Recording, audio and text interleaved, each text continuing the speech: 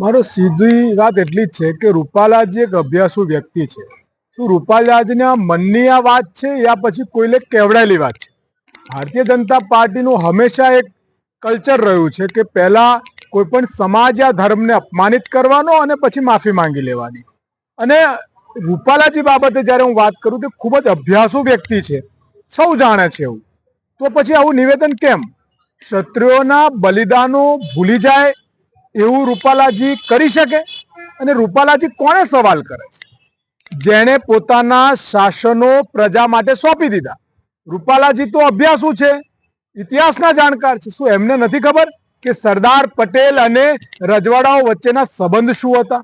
શું એ રાજા મહારાજા ક્ષત્રિયો અને સરદાર પટેલ વચ્ચેના શું અભિપ્રાયો હતા કે સરદાર પટેલની વાત અને સરદાર પટેલની સાથે રહીને સરદાર પટેલે લોકશાહી માટેની જ્યારે વાત કરી તો ક્ષત્રિયોએ હસતા હસતા લોકતંત્ર માટે પોતાના રાજ સમર્પિત કરી દીધા. આપણે જાણીએ છીએ ઇતિહાસ બહુ લાંબો ચોડો છે અને ઇતિહાસને વાંચો તો તમને ખબર પડે કે કોણે પોતાના ખૂનનો એક એક કતરો આ દેશની 36 કોમ માટે આપ્યો છે. પછી પણ આવી ભૂલ કરવાનું કારણ શું? અને કોણ સવાલ કરે છે? રૂપાલાજી, જે એ વિચારધારામાંથી આવે છે. બહુ સ્પષ્ટ ઇતિહાસના પાનામાં લખ્યું છે. એ ગોલવાલકર હોય કે હેડવાડકર હોય, એ સાવરકર હોય કે ગોડસે હોય, જે અંગ્રેજોના દલાલ હતા, એ વિચારધારાની પાર્ટીમાંથી આવે છે અને એ બલિદાનની વાત કરશે. ભારત છોડો અંગ્રેજો આંદોલનમાં જે પાર્ટી, જે વિચારધારા અંગ્રેજોના તળવા ચાટતી હતી, અંગ્રેજોના સપોર્ટમાં હતી, એ બલિદાનની વાત કરશે. જે લોકો અંગ્રેજોના પેન્શન લઈને લડનારા વીરો સામે ગદ્દારી કરી, એ બલિદાનની વાત કરશે. રૂપાલાજી ઇતિહાસના જાણકાર છે, એમને ખબર છે કે જે વિચારધારામાંથી જે પાર્ટી જ્યાંથી ઊભી થઈ છે એ તો પહેલેથી અંગ્રેજોના દલાલ રહ્યા છે.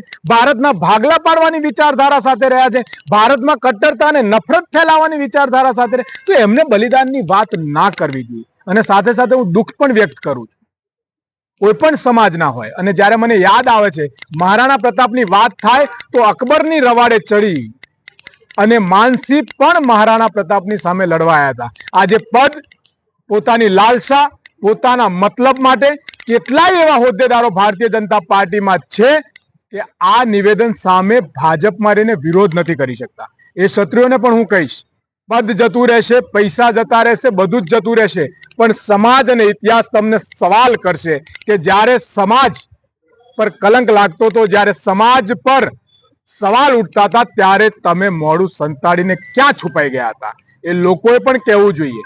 ભારતીય જનતા પાર્ટીના ઉસ્તર સુધી વાત મૂકવી જોઈએ, બહાર આવવું જોઈએ. પદ, પ્રતિષ્ઠા યા પછી પૈસાનું નેવે મૂકીને સમાજ માટે આગળ આવવું જોઈએ, એ પણ હું વાત કરું છું. માનસી ના બનશો, મહારાણા બનો.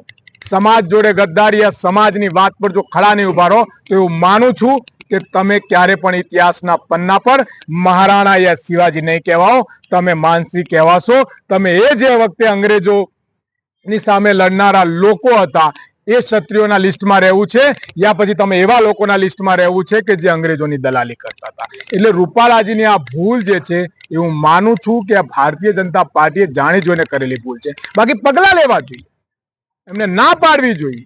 અને વાત થાય છે કે માફી માંગી લીધી, માફી માંગી લીધી. શું વારે વાર કોઈ પણ સમાજ અપમાન કરશે ને માફી માંગી લેશે તો ચાલી જશે? અને આ કોઈ નાની વાત નથી. તમે કોની વાત કરો છો? અરે જેને પોતાના અસ્તિત્વ માટે, સમાજના અસ્તિત્વ માટે, રાષ્ટ્રના અસ્તિત્વ માટે જોહર કર્યું ને, એ ઇતિહાસ વાંચવાની જરૂર છે.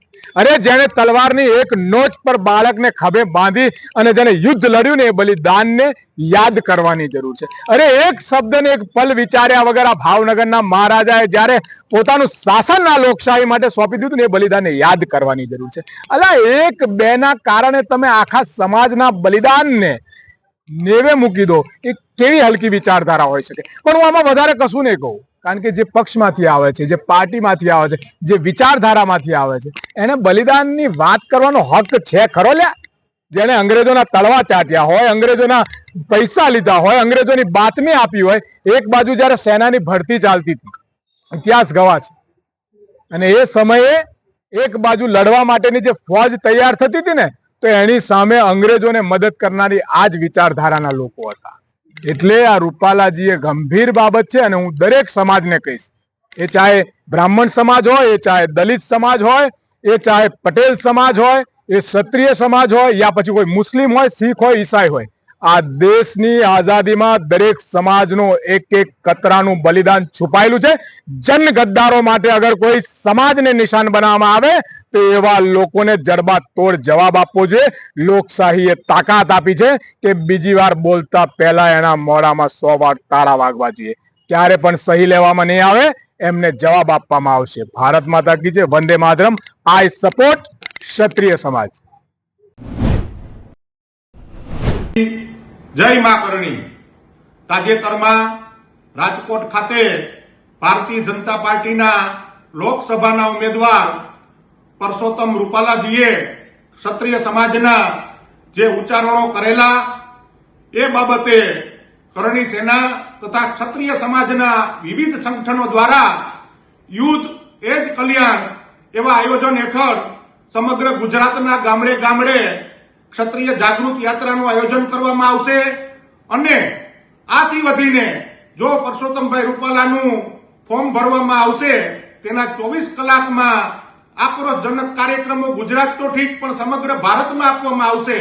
મારે ભારતના વડાપ્રધાન નરેન્દ્રભાઈ મોદીને જણાવવાનું થાય છે કે આવા વ્યક્તિની ટિકિટ કેન્સલ કરો અને જો નહીં કરવામાં આવે તો અમારે ના છૂટકે કમલ કા ફૂલ અમારી ભૂલ એવો નારો સમગ્ર ભારતમાં આપવામાં આવીને ક્ષત્રિયોની તાકાતનો પરચો બતાવવાની ફરજ પડશે. જય માતાજી, જય મા કરણી.